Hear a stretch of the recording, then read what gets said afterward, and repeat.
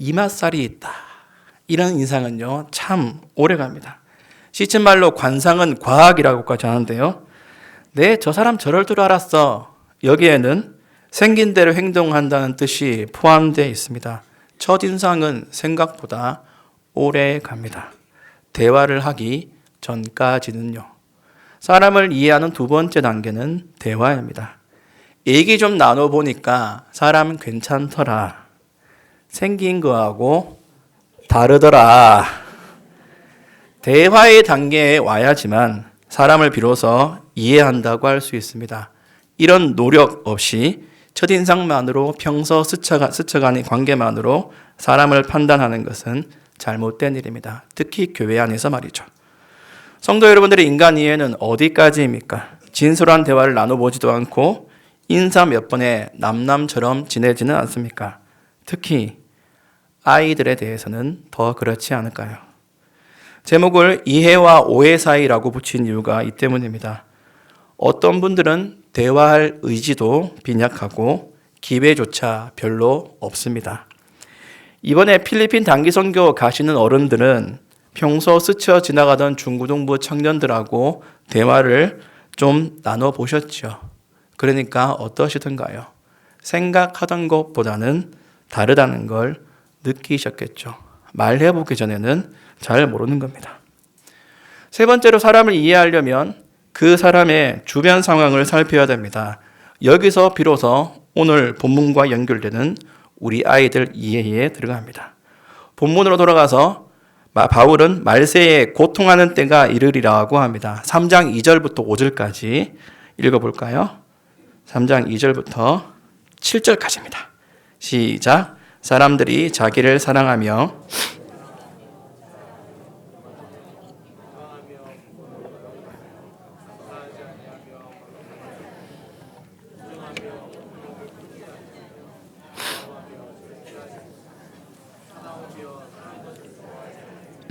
배신하며 조급하며 자만하며 쾌락을 사랑하기를 하나님 사랑하는 것보다 더하며 경건의 능력은 있으나 경건의 능력은 부인하니 이 같은 자들에게서 내가 돌아서라.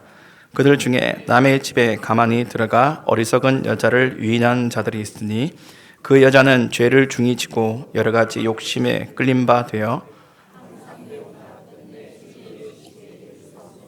아멘. 여기에 두 가지 문제점이 있습니다. 첫째로 사회가 혼란해집니다. 윤리 도덕이 땅에 떨어지고 악한 본능이 드러납니다. 둘째로 진리가 혼탁해집니다. 교회 안팎으로 일어나는 문제가 두 가지, 말세에 이렇게 된다고 합니다. 우리 아이들이 처한 상황은 이런 주변 상황에서 벌어지는 것들입니다. 요즘 세대가 어떻게 돌아가는지 몇몇 사례를 제가 말씀을 드릴게요. 요즘 아이들 사이에 이런 단어가 유행이랍니다. 한번 제가 적어볼게요.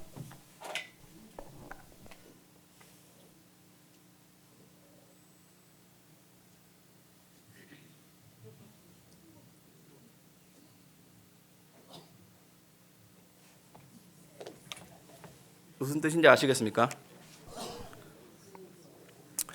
저는요, 제가 최근에 본 단어 중에 가장 끔찍하고 혐오스러운 단어가 이 두 가지라고 생각합니다.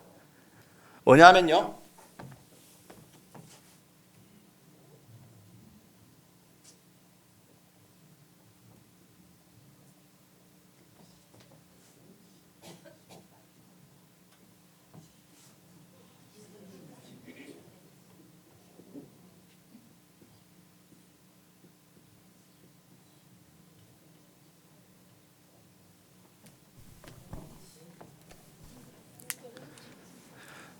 휴가는 휴먼시아 거지라는 뜻이고 엘사는 LH 아파트에 사는 사람들이라는 뜻입니다.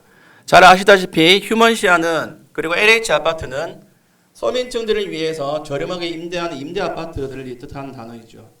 아이들이 자기들 사이에서 이렇게 사는 곳을 가지고 거지라고 부르고 LH1, LH2, LH3이라고 부릅니다. LH 아파트에 사는 아이 1, 2, 3, 4로 분류해서 이런 혐오 단어들을 사용하고 있는 거죠. 아이들은 본능적으로 구별하고 구분하기를 좋아합니다. 장난감을 주면요, 특히 남자아이들은 같은 종류 그리고 같은 크기를 구분을 해요. 그런데 이게 자라다 보면 어떻게 되냐 하면 자기들이 속한 집단 안에서 사람을 분류하고 구분하기 시작합니다.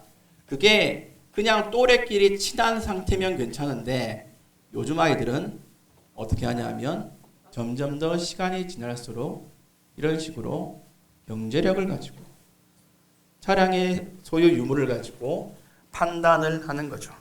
한 패거리 안에서 소속감과 동질감을 가지는 한에서 정말로 건전할 수 있는데 본능을 따라서 가다 보면 힘과 권력이 강한 집단은 가난하고 약한 아이들을 대상으로 언어 테러를 가하는 겁니다.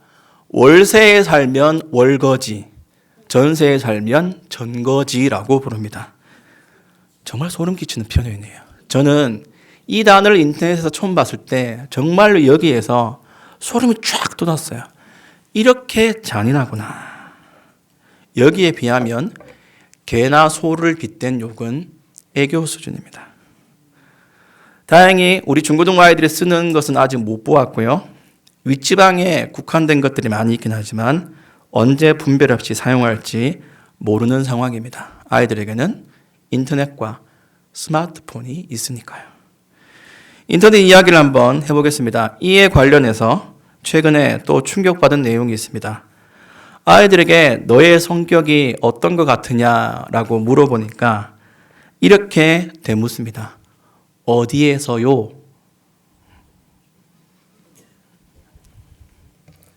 어디에서 제 성격을 물어보시는 거예요? 하는 거예요.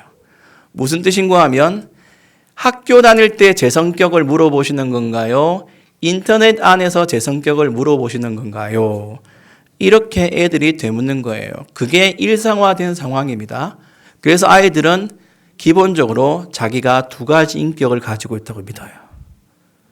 악플을 다는 인터넷의 성품. 선생님들과 부모님들 앞에서는 모범생이고 착한 아이라는 성품. 극단적으로 갈리기도 하고 아니면 비슷한 성격으로 가기도 하고 더 극단적으로 파탄으로 가는 성격이 드러나기도 합니다.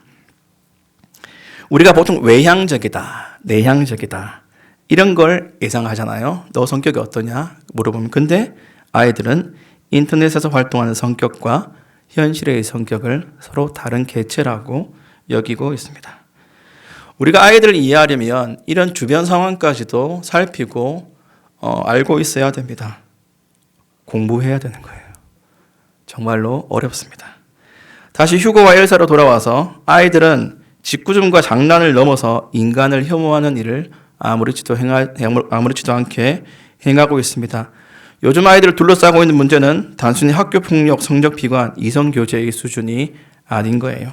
인간 자체에 대한 멸시와 깔아뭉개기가 자연스러워졌습니다. 거기다 아이들 스스로 그런 문화를 만들고 공유한다는데 문제가 더 심각합니다. 스마트폰은 이제 아이들에게 제2의 인격입니다. 오감을 넘어서 새로운 차원의 감각기관이고 자존심과 자아 정체성의 시작과 끝이라고 해도 과언이 아닙니다. 결코 과장된 표현이 아니에요. 중고등부 대상으로 일부 예배 시간에 휴대폰을 다 걷었던 적이 있습니다. 그러다가 올 1월부터 자율에 맡겼어요. 아이들과 토론 시간을 거쳐서 예배 시간에 강제로 걷어가지는 않겠다. 하지만 한 명이라도 만지는 걸, 예배 시간에 설교 시간에 만지는 걸 선생님들이나 목사님이 본다면 그 다음 2주는 다시 강제로 걷어간다고 결론을 내렸어요. 그러니까 어떤 아이는 어떻게 행동하냐 하면 휴대폰을 쓰잖아요. 그리고 2주 동안 교회를 안 나옵니다. 왜 그런지 아십니까? 스마트폰을 보지 않더라도 손에 쥐고 있어야 돼요. 그래야 마음이 평안해집니다. 어떤 아이는요, 격하게 화를 내고 뛰쳐나갑니다. 아이들이 그 스마트폰으로 무엇을 하는지 혹시 들여다보셨습니까? 중고등부에는 선생님들과 협의해서 중고등부실에 닌텐도 스위치라는 게임기를 하나 설치했습니다. 선생님들과 제가 돈을 객출하고 재정에서 조금 보태기로 했습니다. 게임 화면이 이렇습니다. 영상 1번 한번 들어주실래요?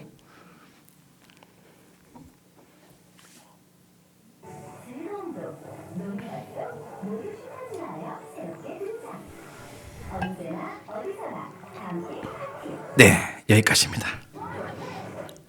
어떤 분들은 신성한 교회당 안에 게임기가 뭐냐? 말세다.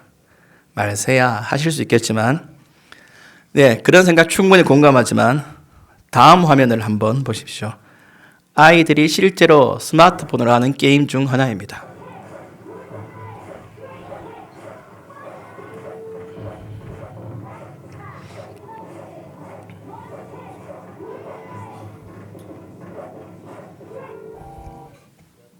아닌데요? 계속 들어야 되는데. 예.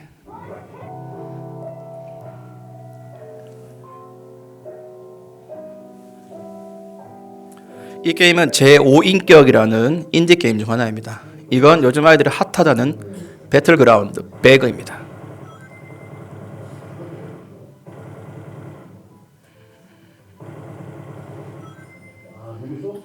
네, 이렇습니다. 어떻습니까? 앞의 영상과 뒤의 영상을 비교해 보니까 앞의 영상이 참 순진무구한 것 같죠. 예, 너무나 순결한 게임 같습니다. 아이들이 중고등부실에서 초등부실에서 1층 로비에 앉아서 주로 하는 게 두 번째 영상에 나오는 게임 같은 것들입니다. 그런 거 아니면 SNS를 해요. 한 명씩 자기 스마트폰만 쳐다보면서 사람 죽이는 게임만 하는 것보다는 닌텐도를 하는 게 낫겠다 싶어서 큰맘 먹고 구매했습니다. 주일에 예배당에서 게임이라니 성경을 읽혀야지. 예, 불가능합니다. 그게 안 돼요. 강제로 그렇게 하려면 다 집에 갑니다. 집에 가서 안 하는 것도 아니에요. 게다가 남아서 게임하는 애들은 그래도 순합니다.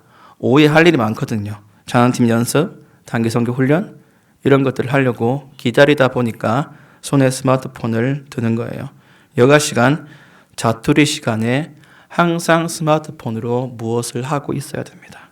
차라리 좀 덜 폭력적인 놀이를 하라는 차원에서 게임기를 사라고 한 겁니다. 어떻습니까? 테니스도 칠 수 있고 이걸로 탁구도 할 수 있어요. 하이파이브도 할 수 있습니다. 4명이서 이걸 가지고 게임을, 건전한 게임을, 몸을 움직이는 협동 게임을 할 수가 있습니다. 권투도 할 수 있습니다. 어느새요, 우리 아이들을 위해서 이렇게 타협해야 되는 세대에까지 우리가 이르렀습니다. 제일 좋은 게 뭔가요?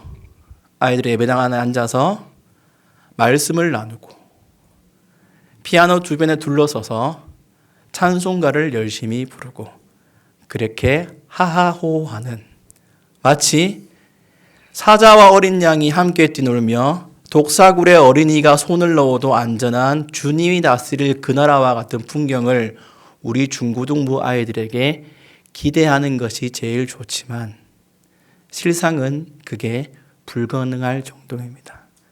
아이들에게 팔 하나를 없애는 것과 똑같아요. 스마트폰을 뺏는 것은.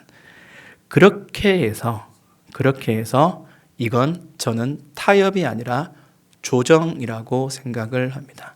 여기에 우리 아이들을 위한 이해와 오해 사이가 들어갑니다. 닌텐도를 사기 전에 제가 애들하고 약속한 바가 있어요. 주일 오후 1시 30분까지는 제가 게임기를 주지 않습니다. 그 전에 저랑 3, 40분 동안 집중적으로 성경 공부를 한 다음에 게임기를 주겠다고 했습니다. 또 생각하시겠죠. 성경 공부하자마자 게임이라니. 예, 뭘 해도 애들은 틈만 나면 스마트폰입니다. 언젠가는 아이들이 말씀을 나누고 찬송하고 기도하고 그렇게 예배당에서 하는 것이 이루어질 수 있겠지만 그때까지 적절하게 완급을 조절하는 겁니다. 이해와 오해 사이에서 한쪽으로 치우치지 않도록 노력하는 겁니다. 그러면서 결국 말씀입니다.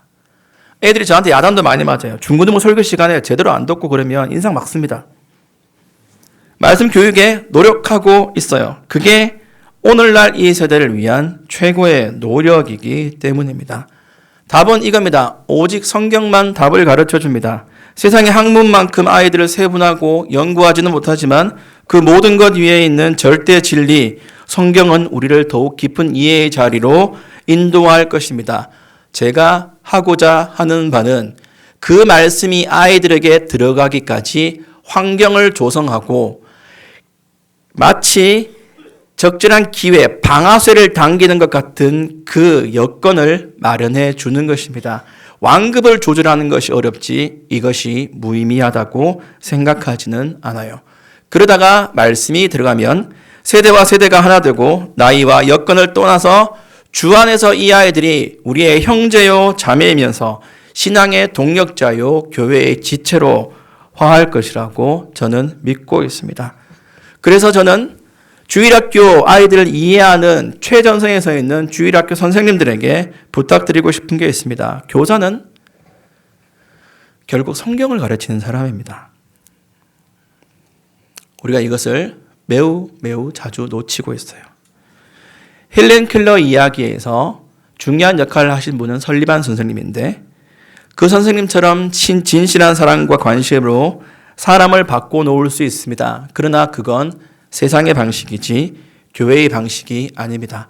필요 없다는 게 아니라 어느덧 교회의 교사들마저 성경을 잘 모르거나 대충 가르쳐 놓고도 아이들의 심리 상태나 환경을 잘 이해하고 칭찬을 잘 해주거나 퍼부어주는 사랑으로 예수님의 사랑을 보여줄 수 있다고 착각하기 때문에 말씀을 드리는 거예요. 교회 교육은 말씀을 바르게 잘 가르쳐서 그 내용을 통해 성령님이 심령을 변화시키기를 꾀하는 것입니다. 거기에는 결코 인간의 노력이 편마되지도 않고 그렇다고 인간적인 노력이 전부인 것도 아니에요. 모든 인간 이해의 바탕에는 성경이 깔려 있어야 하고 모든 교육의 도구와 방법론은 성경 교육을 목적으로 해야 됩니다. 인간 이해의 세 번째 단계가 세대 이해라고 했습니다. 시대를 읽어야 사람이 보이는 게 맞습니다. 그러나 시대만 따라가서는 안 됩니다. 오늘날 세상은 시대가 요구하는 인간상을 갖추라고 말을 하죠. 그러나 그 시대가 요구하는 사람들이 무슨 일을 했습니까? 유전자 변형, 전쟁, 불평등이 그 사람들에 의해서 심화되었습니다. 그들이 원자폭탄을 만들고 엘리트들이 20세기에 21세기에 계급사회를 만들었고 부모 세대가 아이들을 제대로 단속하지 않기 때문에 엘산이 휴건이 하는 단어가 버젓이 돌아다니는 것입니다. 시대가 요구하는 인물을 만들기 위하여서 최선을 다하고 계시는 부모님들이 있습니다. 잘하시는 겁니다. 그렇지만 그 시대는 바울 선생이 경고한 바 자기를 사랑하며 돈을 사랑하며 자랑하며 교만하며 사나우며 선한 것을 좋아하지 아니하며 쾌락을 좋아하기를 하나님 사랑하는 것보다 더하는 바탕 위에 있다는 것을 항상 명심하셔야 됩니다. 성경을 포기하고 세상을 따라가다 보면 세상이 요구하는 사람이 될 수 있을지는 몰라도 하나님이 원하시는 신앙인이 될 수는 없습니다. 내 아이만큼은 그렇게 되지 않을 거라고 자신하십니까? 내 손주는 잠시 삐딱하게 나가도 언젠가는 돌아와서 큰 인물이 될 거야. 요즘 세상에 대한 가장 큰 오해가 그것입니다. 진리를 성경을 바르게 가르치지 않았는데 무슨 수로 돌아올 수가 있습니까? 교사가 당연히 지식을 가르치는 겁니다. 사랑은 도구예요.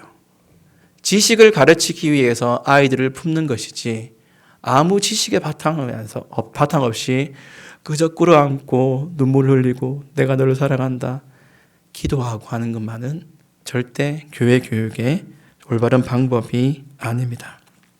시대가 지날수록 말세의 현상은 심화될 것이에요. 예수 믿는 것이 결단과 포기와 희생을 요구하는 순간이 많아질 것입니다. 어른들이 고통받으면 아이들도 마찬가지입니다. 물가가 오르면 아이들도 힘들어요. 어른들이 악하니까 아이들도 물들어가는 겁니다. 그때 성경은 우리에게 교훈합니다. 그러나 너는 배우고 확신한 일에 거하라. 우리가 어른들이 아이들을 이해하고 오해를 점점 없애는 최종적인 방법은 성경입니다. 어려서부터 모든 성경을 가르치는 일입니다. 목사 디모데에게 주는 교훈만 아니라 모든 성도에게 주어진 사명입니다. 잠깐 보았던 게임 화면과 유행어 몇 개 가지고 시대를 전부 안다고 할 수 없습니다. 그보다 더 끔찍하고 무서운 일이 아이들이 보는 모니터와 스마트폰에 들어 있습니다. 그래서 시대가 아니라 성경을 읽어야 사람이 보입니다. 과연 여러분은, 성도님들은 우리 아이들에 대해서 얼마나 매진하고 계십니까? 대화와 이해 없이 오해만 쌓고 계시지는 않습니까? 수련회 이야기를 좀 할게요. 제가 지난주에 아이들 데리고 고신대학교에 수련회를 갔다 왔습니다. 첫째 날 경건회에 강사 목사님이 각 교회명을 외치면 아이들이 반응하는 시간이 있어요. 그래서 자 무슨 북교회 그러면은 애들이 와 반응을 하는 거예요. 그래서 참 어디 교회도 부르고 동네 교회도 부르고 해서 우리 아이들 그 순서가 돌아왔거든요. 우리 아들 7명 있었습니다. 어디 있었냐면요. 저기 보면 여기 있어요. 여기 애들이. 제가 뒤에서 두근두근하는 마음으로 애들이 어떻게 할까 봤어요. 그래서 앞에 중간사 목사님이 부산 남교회 하니까 거짓말 안 하고요. 3초 동안 정말 그러는 거예요. 3초 동안 애들이 7명이 가만히 저도 얼마나 부끄럽던지. 근데 그 중에 한 아이가 교회에 온 지 이제 2달 된 애가요. 3초 뒤에 와 이러는 거예요. 다른 교회에서는 전부 다 일어나서 와 이러고 있는데 우리 아들은 이렇게 있고 애 하나만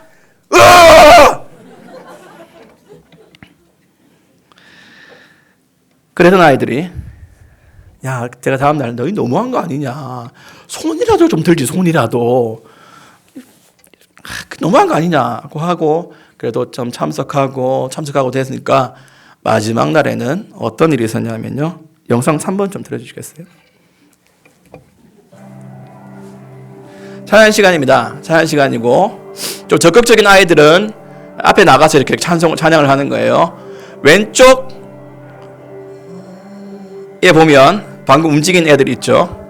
예, 저희 애들입니다. 예, 셋째 날쯤 되니까 애들이 저기 자기 자리에서 일어나서 전부 다 앞에 나가서 같이 찬양하고 그렇게 하더라고요. 네, 됐습니다. 감사합니다. 제가 여러 군데 교회를 가다 보니까 그 지역별로 아이들을 살펴볼 수가 있어요. 그래서 어떤 곳은 애들이 이런가 하면 다른 곳은 이렇고 성향이 좀 각각 다른 데가 있습니다. 기본적으로 서울 강남에 있는 아이들은 표정이 밝아요. 표정이 밝고 그리고 이 애들한테 뭘 시키면 좀 능동적으로 좀 적극적으로 움직입니다. 근데 지방으로 내려오면 아이들이 처져 있어요. 적극적이죠. 뭘 시켜도 좀 답답합니다. 그런데 이게 과연 강남이어서 그런가? 돈이 많고 교육을 잘 받아서 그런가 하는 것도 아닙니다. 수련회 둘째 날 저녁 경건회 시간에 김보성 목사님이라고 그분이 강사이셨는데 이런 말씀을 하더라고요. 본인이 전국 연합 수련회 캠프에 가서 말씀을 전하고 나서 강원도에 있는 아이들 6명한테 연락이 왔답니다. 이 아이들은 담당 교육자도 없고 자기 부서 담당 선생님도 없어요. 근데 이 아이들이 어쩌다가 이 수련회에 참석을 하고 나서 야 김보성 목사님 설교 정말 좋지 않더냐. 우리 여름에 수련회 할 때 꼭 이분 모시고 하자고 해서 전화를 했대요. 애 중에 한 명이 전화를 해서 목사님 저희 2박 3일 동안 수련회 하는데 저희가 선생님도 없고 해서 돈은 못 드려요. 눈곱이는 못 드리는데 대신에 설교는 5번 해주세요. 이러더랍니다. 이렇게 모습 야 너희들 너무한 거 아니냐, 돈은 안 받아도 되는데 어떻게 5번이나 하냐, 어쨌든 알겠다 해서 갔어요. 가니까 애들이 그 6명이서 자기들끼리 뭐 찬양팀 준비하고 책도 만들고 기도도 열심히 하고, 그래서 너무 적극적으로 이렇게 하는 겁니다. 김호성 목사님이 그 애들 6명 데리고 어떻게 하겠습니까? 이렇게도 안 하고 쭉 둘러서서 목사님이 찬양인도 하고 목사님이 설교하고 기도회 인도하고, 두 번째 날에는 가서 애들 삼겹살도 사주고 그렇게 했대요. 애들이 너무너무 순수하고 맑고 적극적이고 밝았대요. 근데 그 애들 6명이 한 명도 사연 없는 애들이 없었다. 어떤 아이는 엄마가 태어나서 얼마 안 돼서 도망간 아이, 어떤 아이는 지금도 아빠가 술 먹고 들어와서 매일 가정폭력을 휘두르는 아이, 6명 전부가 그런 상황이 있습니다. 만약에 환경만으로 본다면 이 아이들은 누구보다 침울해야 됩니다. 수련회에 와서도 그냥 이렇게 있다가 고개 숙이고 돌아가야 됩니다. 그런데 무엇이 이 아이들을 저기 멀리 있는 용인에 있는 목사님한테 직접 전화해서 뻔뻔하게 돈 안 준다 그러고 그렇게 할 수 있게 만들겠습니까?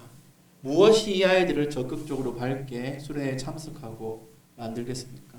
저는 그게 아이들에게 들어간 복음 때문이라고 생각을, 그리고 어른들도 그런 복음의 원리로 우리 아이들을 대하셨으면 정말로 좋겠습니다. 하나 이런 것이 있어요. 하나님께서 천지를 창조하실 때에 눈에 보이는 것과 보이지 않는 것들을 창조하셨습니다. 눈에 보이는 게 뭐가 있을까요? 눈에 보이는 것. 창조물 중에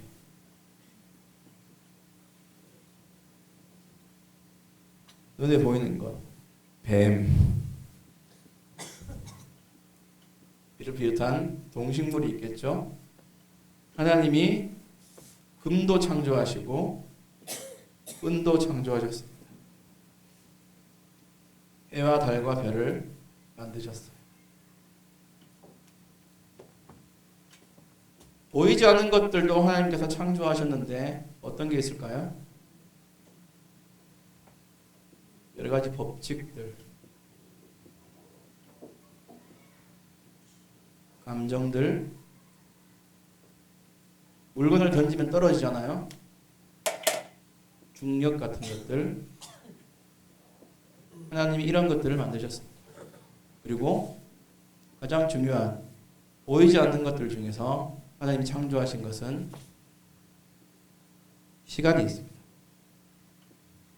하나님이 시간을 창조하신 이후부터 세상에 시간이 하나씩 흘러듭니다. 그리고 저는 한 노래를 보았을 때 정말 성경적이다 라고 생각을 했어요. CCM 중에 시간을 뚫고라는 곡이 있습니다. 하나님은 시간을 창조하셨기 때문에 시간 바깥에 계시는 분이에요. 오늘 오전에 목사님이 설교에서 나왔지만 하나님은 과거와 현재와 미래를 전부 보시는 분입니다. 하나님께서 시간을 창조하셨기 때문에 그렇게 되는 거예요. 복음은 성자 하나님께서 그 시간 바깥에서 우리의 시간 안으로 들어오신 사건입니다. 저는 이것이 정말로 중요하다고 생각을 해요. 그리고 이것이 우리 아이들을 향한 어른들의 가장 큰 사랑이 될 거라고 생각합니다.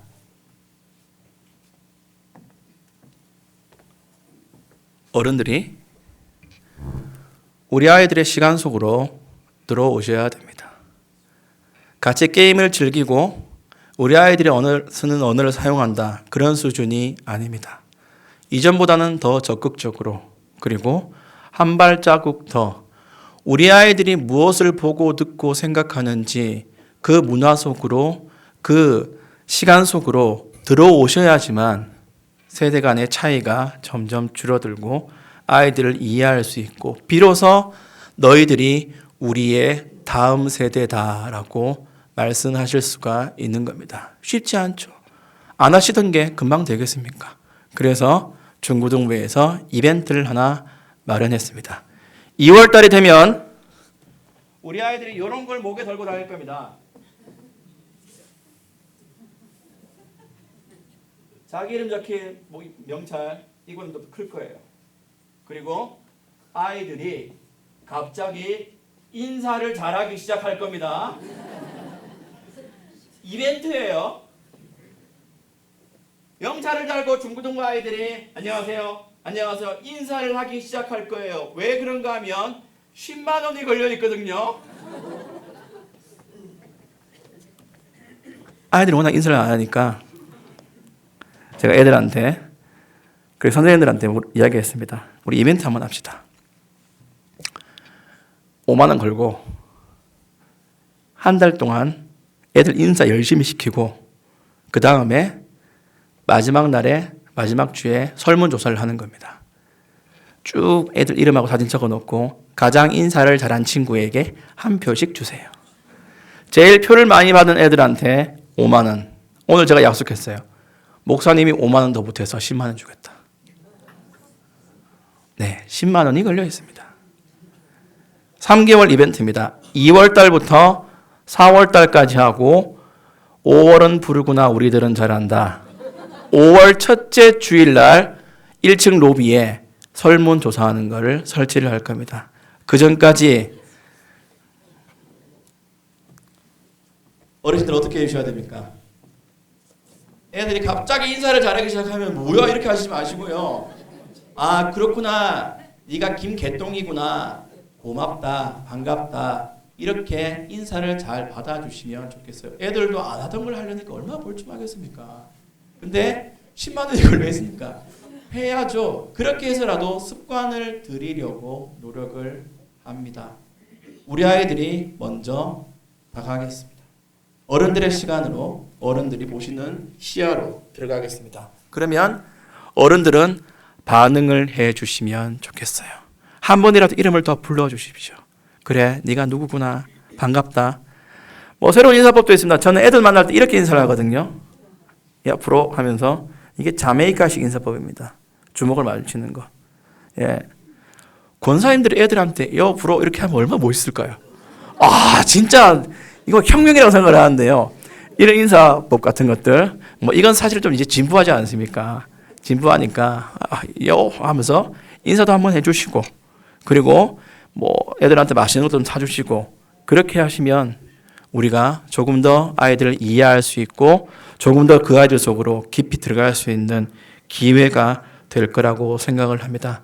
복음의 원칙을 잘 기억해 주십시오. 아이들의 시간 속으로 시간을 뚫고 들어오는 어른들의 노력과 우리 아이들이 행하는 그런 노력들이 더불어지면 정말로 우리 교회는 모든 세대가 하나가 되는 진정한 성도의 교제가 일어나는 교회가 될 것이라고 믿습니다. 그 일을 위해 함께 노력하면 좋겠습니다. 아멘. 기도하겠습니다.